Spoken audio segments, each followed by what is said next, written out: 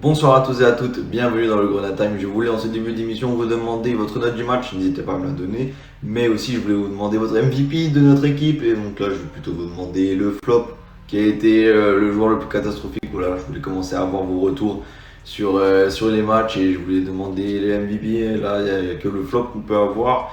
Pour ma part, ça va être Alexandre Guidja. Voilà, je vous le dis avant le générique, c'est catastrophique le match. On donne 2 buts et elle est très coûteuse cette défaite à Grenoble.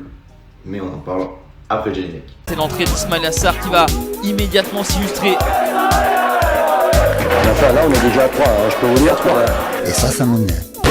Ça m'énerve. Le titre de champion est fêté dignement à Saint-Symphorien. C'est ce que je demandais à chaque composition quand on partait dans des défenses à 3. Là, un 4-4-2 bien à plat, bien classique. Mais en plus, on met Azuro à droite. Voilà, il y a un certain équilibre. Il y avait une certaine recherche qui n'a pas fonctionné. Quand quelqu'un regarde le match de l'extérieur et qu'il voit ce 2-0, il se dit la défaite est méritée, c'est certainement une victoire établie de Grenoble, mais franchement que nenni. Sur la première mi-temps on n'est pas bon, la deuxième on renverse complètement la vapeur, on n'arrive pas à marquer, c'est dommage, et notamment leur gardien Alain qui a fait un match exceptionnel, qui a fait un très bon match, oui. Il sort tout ce qu'il doit sortir et Mamadi Bongué aussi fait un super sauvetage. Mais voilà. Les erreurs elles viennent de nous.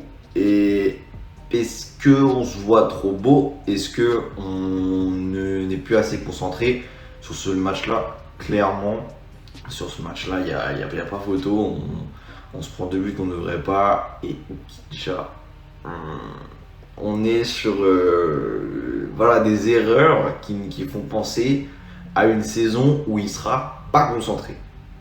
Parce que là, on a eu quand même cette trêve internationale. Normalement, après la trêve internationale, on s'attend à être galvanisé. Putain, on s'est entraîné tous ensemble, on a rigolé avec le groupe, pas de pression, machin. Et on a peut-être un peu trop rigolé finalement. Pour ça, on avait gagné contre Serein. Bon, c'est que Serein, me direz-vous. Mais là, c'est vraiment la pire copie pour moi-même. Enfin, avec un score. Le score aurait pu être plus grave et dans ce cas-là, on aurait pu être encore plus alarmé. Mais là, la copie qu'on rend, elle est pas sérieuse du tout. Les buts, c'est des passes en retrait qui sont interceptés par Ba et Olaitan, les 2 buteurs grenoblois, un à la 30e et un à la 92e. C'est très painful, ça fait chier. Voilà, on va dire clairement, la défaite là fait chier parce que du coup, ils repassent devant nous, ils prennent 16 points, nous on reste à 15, on est que 5e. Donc, ce que je dis souvent, c'est que le niveau de la Ligue 2 il est très resserré, mais ce que je veux ajouter, c'est que il est resserré, mais à un niveau vraiment assez moyen. Franchement, cette Ligue 2 là, elle est passionnante parce qu'elle est resserrée, mais on voit pas forcément des choses de ouf. Clairement, les 2 buts sont sur un plateau. Maintenant, parlons de Kidja. Le truc, c'est que voilà, on est horrible dans le mercato, on est horrible quand il s'agit de faire un effectif. On se croit bon, on veut faire un gros nom, et au final, on fait que des ventes, on rebâtit rien, on n'est pas intelligent, machin, tout ce que vous voulez. Et là, qui on peut Okidja, en fait, c'est vraiment un cas spécifique, je dirais, dans le football, même si ça n'intéresse pas tout le football, mais pour le football, c'est que ce gardien, il a quand même une attache avec Metz, on peut pas le nier. Il a quand même ce truc-là qui fait que on se dit qu'il va être concentré pour le maillot, et quand il le fait pas, c'est pas volontaire. Donc, du coup, on a envie d'être gentil avec. Mais là, on va pas le pied. En fait, il faudrait le punir directement parce que là, putain, une victoire 2-0 face à un concurrent direct, ça fait chier quoi. Sauf que le problème, c'est qu'on a personne derrière.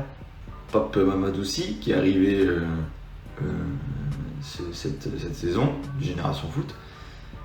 On a Ousmane Ba qui est en prêt à Cholet, je crois. En tout cas en national, ça c'est sûr. Giodic est parti. Caillard est parti. Bon, on fait quoi pour mettre la pression, pour faire un peu de rotation, pour mettre une coque. En fait, c'est pas la pression, mais c'est qu'à un moment, dans un effectif, il faut faire une concurrence qui est saine pour que l'équipe en retire le meilleur. Et là, Oukidja n'est pas concentré et en plus n'a pas de pression. Donc gros problème. Le problème maintenant du coup, si on regarde les autres matchs, Laval a gagné 3-2 face à Dunkerque. Donc Dunkerque reste devant nous mais ne part pas non plus. Mais Laval un peu nous resserre avec 14 points et nous 15. Le Red Star a fait 2-2 face à Caen. Voilà, ça c'est des équipes qui neutralisent, c'est quand même assez bon pour nous. 0-0 Bastia aussi ne confirme pas ses beaux espoirs de début de saison. Pau a gagné 1-0 face à Guingamp et Rodez 2-0 face à Martigues. Donc pas trop de conséquences cette fois-ci, si ce n'est pour notre concurrent direct de ce soir, Grenoble qui nous passe devant, qui prend un point de plus, qui vient deuxième derrière le Paris FC. Je pense pas que ce soit une victoire décisive et définitive pour eux. Et du coup une défaite pour nous, mais ça aurait été bien de ne pas la prendre et faire un petit nul au pire. Cependant, le Paris FC n'a toujours pas joué. Le Paris FC, vous savez aussi l'actualité, a été racheté par Arnaud et Red Bull, enfin pas par Red Bull mais un partenariat avec Red Bull. Ça va être compliqué peut-être de revoir le Paris FC, même si voilà, toujours ce truc là de... Après, il faut voir le mercato qu'ils vont faire, mais il faut voir aussi les prochains matchs.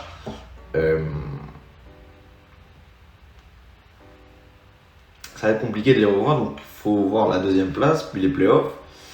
Et ça risque quand même, je dis pas d'être compliqué à chercher, mais on pourrait tellement se mettre dans des meilleures disponibilités si on faisait des meilleurs matchs. Voilà. Bref, je vais arrêter de parler. Je vous souhaite une bonne soirée. Prochain match face à Guingamp. Et on espère, dans la joie et la bonne humeur, en tout cas on se retrouvera pour le match, qui décryptera ça. Ciao les gars.